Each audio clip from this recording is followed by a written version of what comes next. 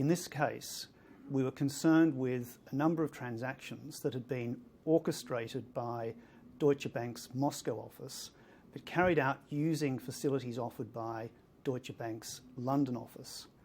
And these transactions, which were called mirror trades, were ways in which someone, persons unknown, could turn rubles into US dollars, Russian rubles into US dollars.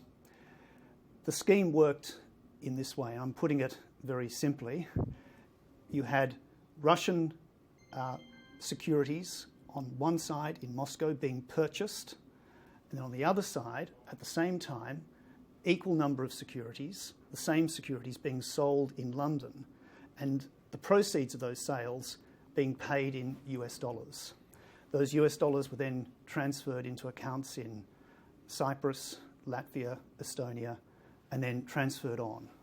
Now, you say it's suggestive of financial crime. Do you actually have any proof that the money was being used from financial crime? No, we don't. But what we do say is that the nature of these transactions, which were voluminous, 6,000 transactions in the space of 2 years, involving almost 10 billion US dollars, that number, that size, and taking into account that those transactions involve no commercial change of ownership in the securities that were being bought in Moscow and sold in London, was redolent of financial crime and should have been looked at more closely and more carefully by Deutsche Bank. They didn't do it.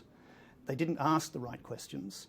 They allowed these transactions to not only occur but to proliferate over 2 years.